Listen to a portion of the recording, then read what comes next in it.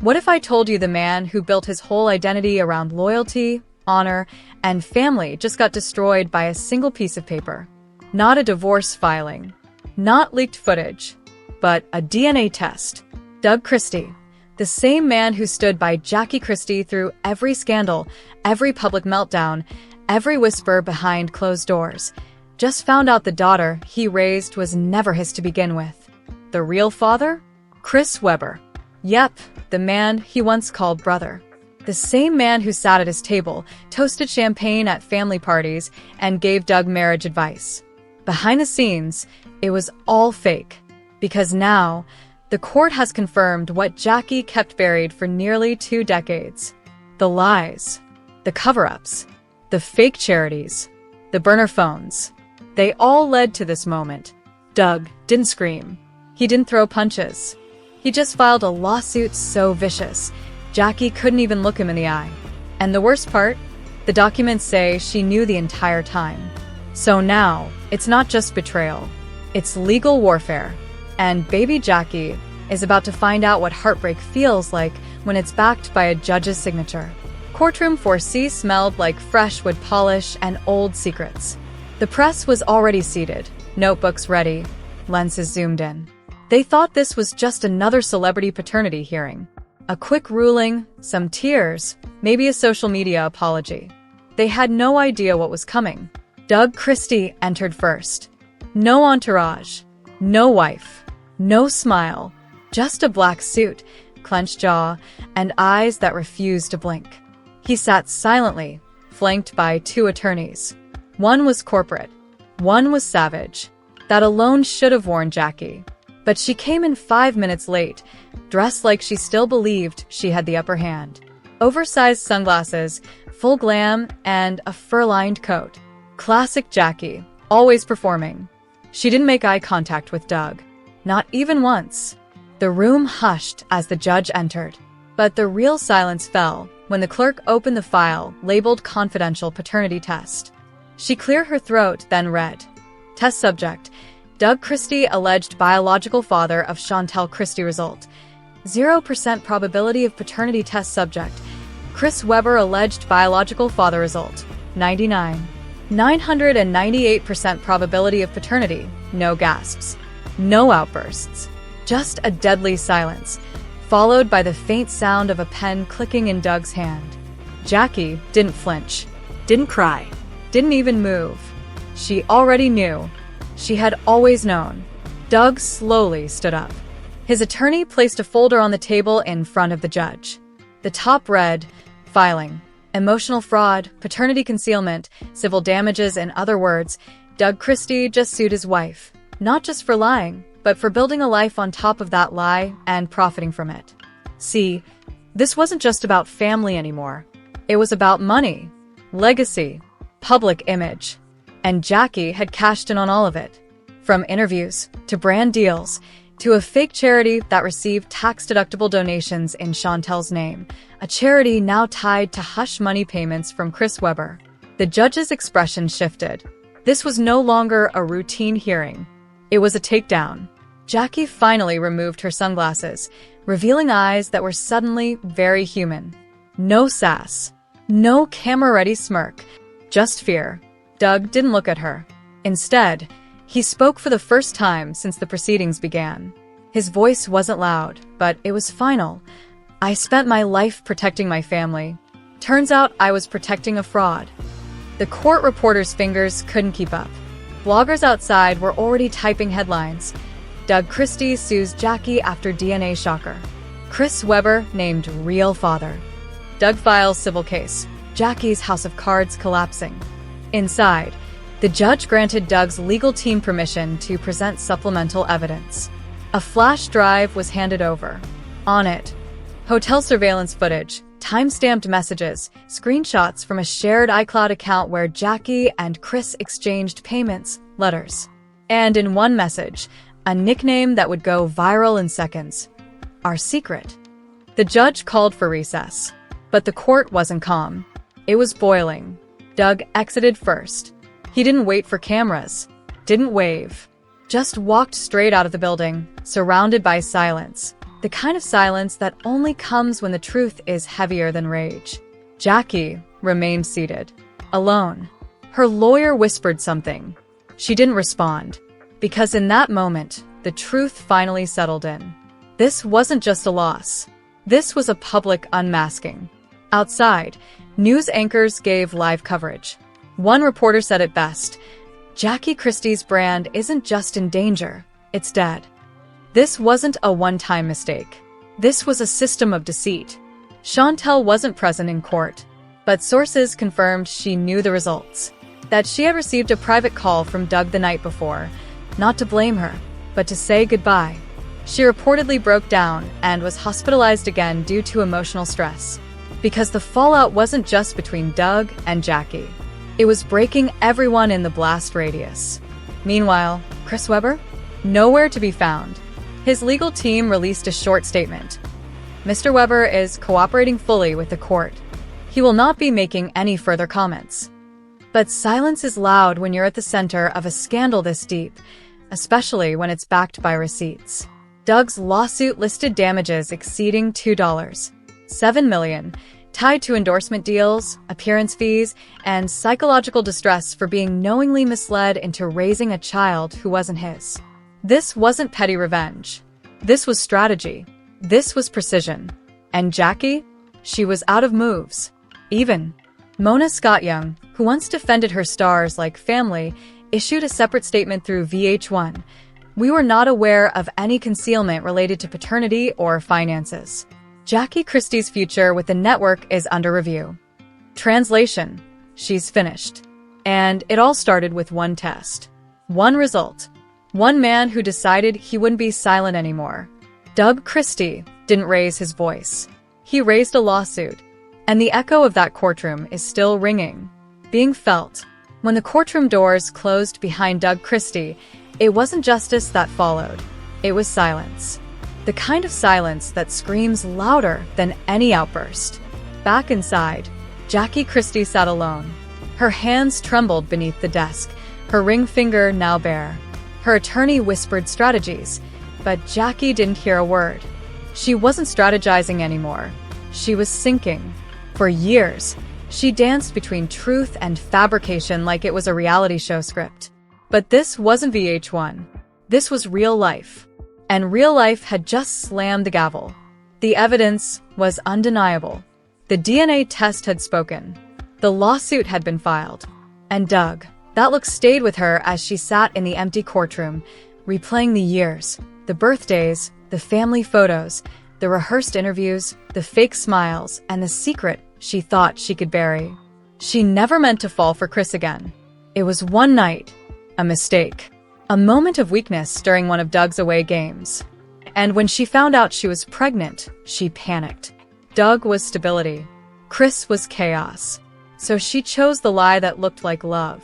And for 17 years, it worked until it didn't.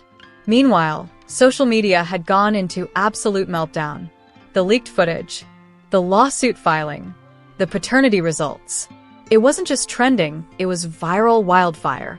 Hashtag Doug Files, hashtag Jacked, hashtag Weber Baby confirmed, hashtag Justice for Doug, hashtag Chantel deserved better. Blogs started dropping their own receipts.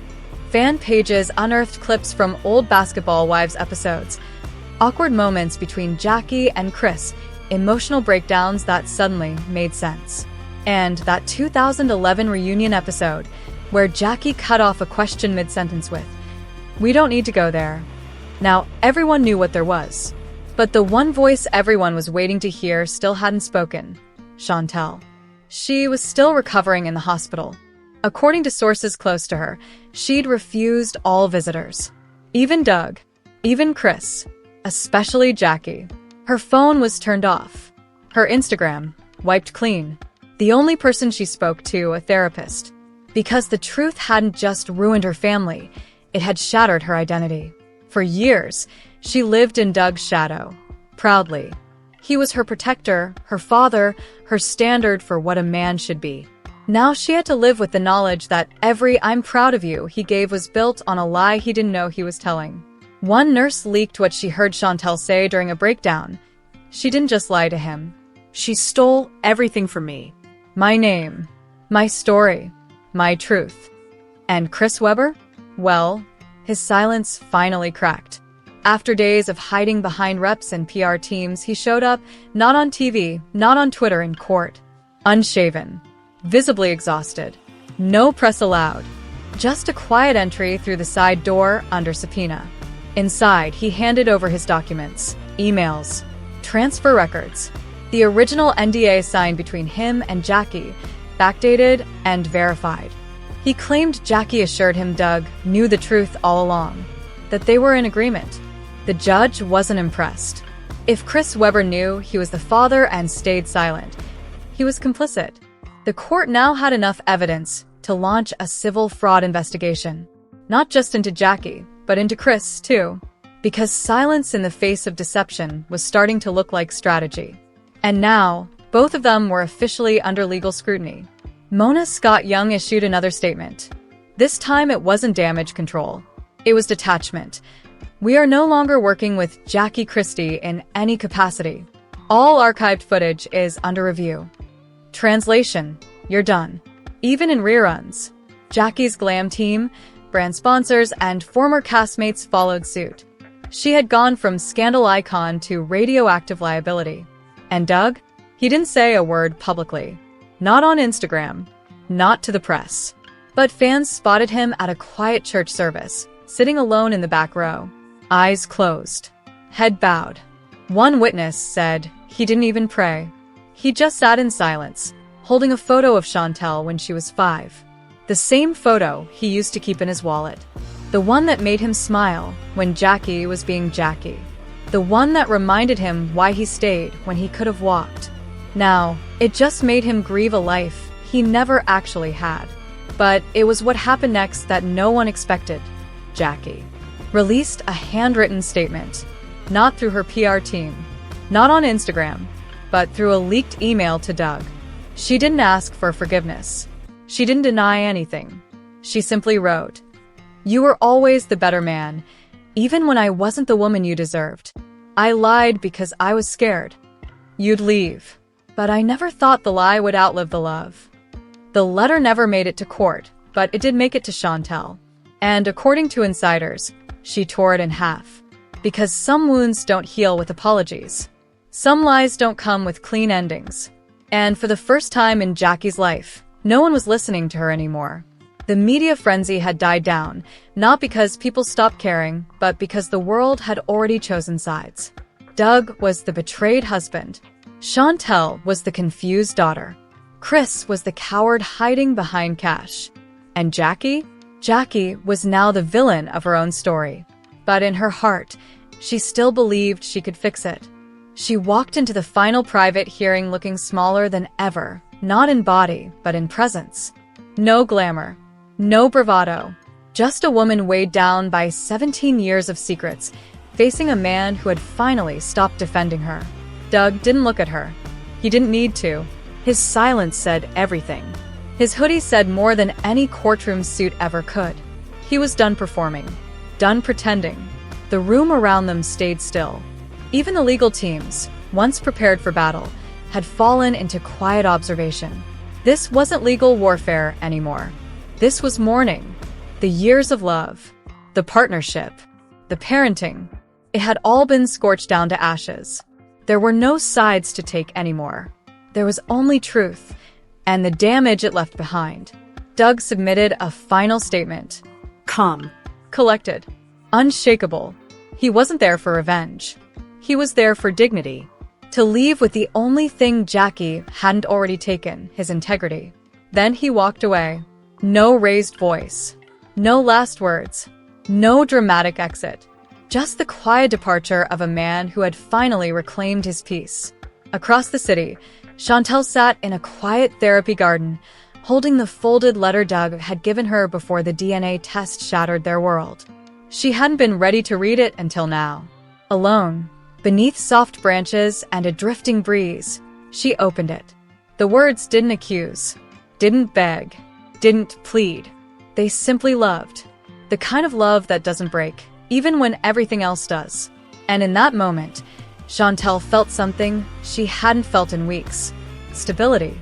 because the man who wasn't her biological father had still been her only father. And the letter didn't demand forgiveness. It reminded her why she believed in love in the first place. Somewhere far from the spotlight, Doug sat at a small church, alone in the back row. No sermon, because walking away from chaos isn't weakness, it's survival. Jackie, on the other hand, was unraveling. The reality she once controlled had turned on her. No more cameras to perform for. No Mona to protect her. No Doug to stand by her. Even Chris had cut her off. The man she thought would ride with her through anything was now avoiding subpoenas and hiding behind lawyers. Her phone had stopped buzzing. Brands dropped her. VH1 removed her image from every upcoming promotion.